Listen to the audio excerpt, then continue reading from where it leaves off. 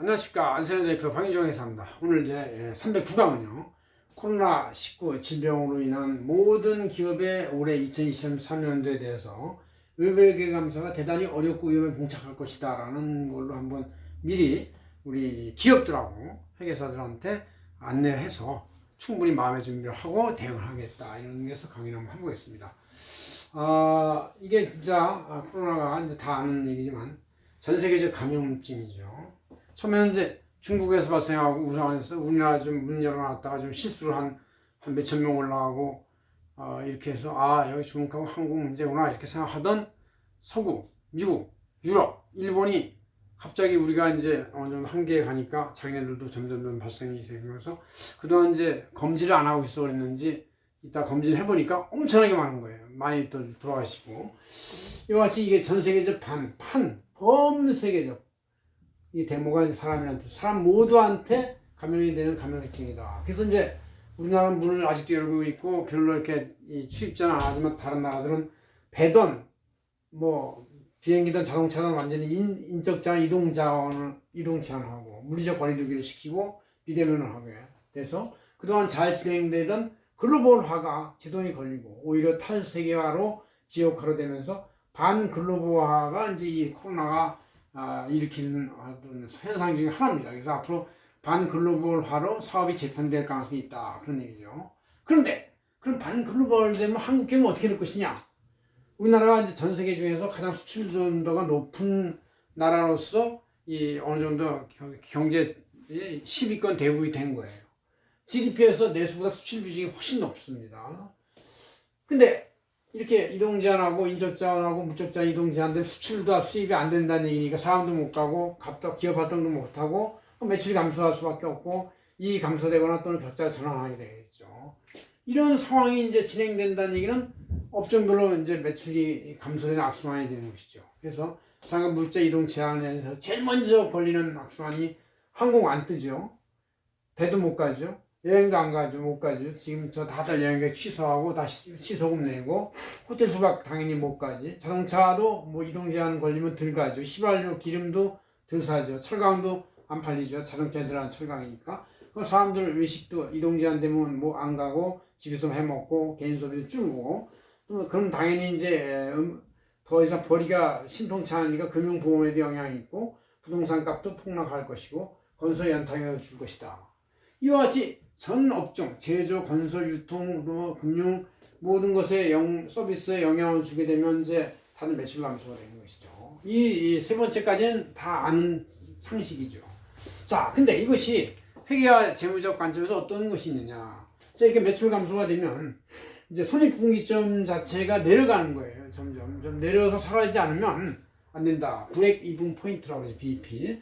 현재 예를 들어서 BEP가 100이라는 매출액에서 현재 120을 올리고 있다.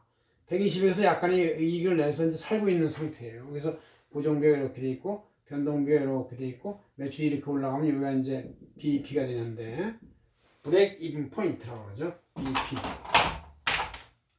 BEP. 근데 이제 여기서 BEP 상태에서 점점 매출액이 내려가면 이 적자로도 갈 수 있다 이거예요. BEP보다 떨어지면은 마이너스, 빨강, 적자로 갈 수 있다는 얘기죠.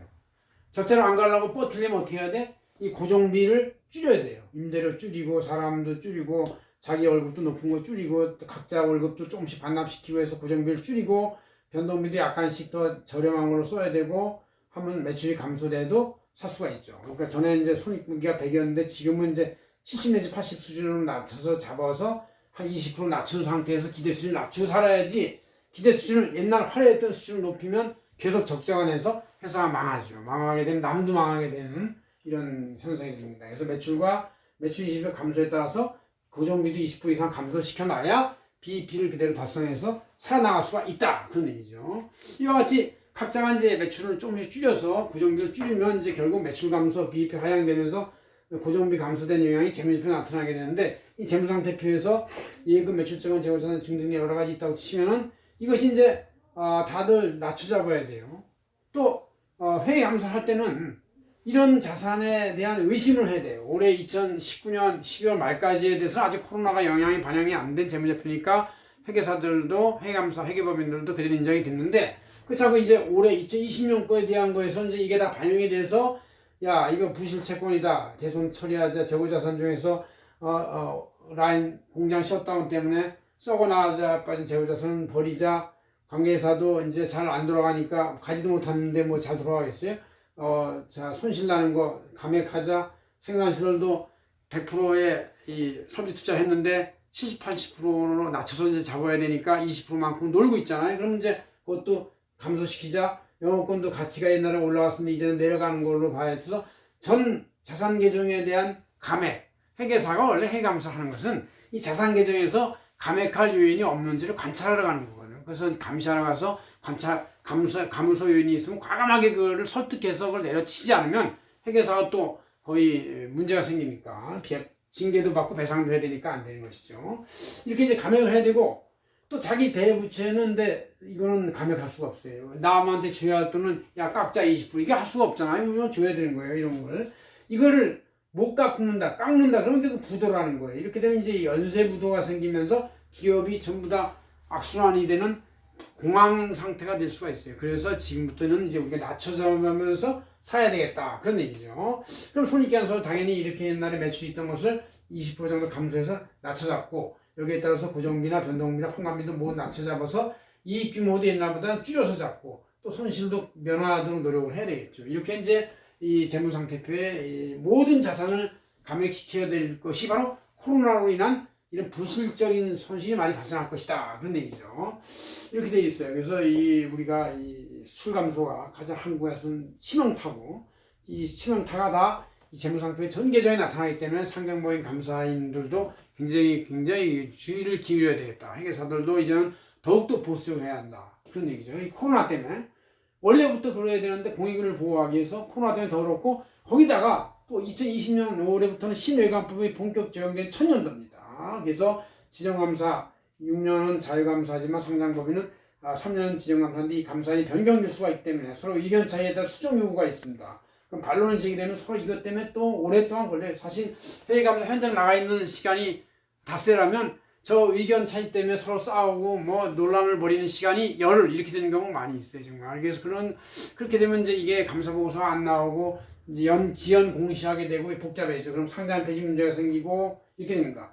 게다가 이 신외관법은 재무제표 작성 책임 회사의 경영진의 책임을 무척 강화시켰어요. 게다가 거기다 더 강화시킨 건 상장법인 감사인 등록진단 법인에 대해서 부실감사 책임이 있으면 제도도 그렇게 강화시켜서 뭐 과징금 등등이 많고 징계도 강화됐고 민사배상도 굉장히 강화돼서 연장 8년치로 바뀌고 이런 식이 되니까 이게 코로나19가 이 회계감사하고 공익과 회계감사인 신외관법에 엄청난 영향을 주고 있구나라는 걸 이제 이렇게 간단한 걸로도 알 수가 있죠. 그래서 특히 모든 기업이 이젠 전에보다 손익분기되는 점을 낮춰서 잡고 살아야지 확장 일로로 갔다가는 이제 탈글로벌, 탈세계화 이런 것도 있기 때문에 이제 전에같이 무한 세계로 확장한다는 확장 전략이 잘 먹혀들어가지 않을 수도 있다. 그래서 이제는 보수적으로 보면서 아생 연루에 살타라고 해서 자기가 먼저 생이 돼야 다른 지역에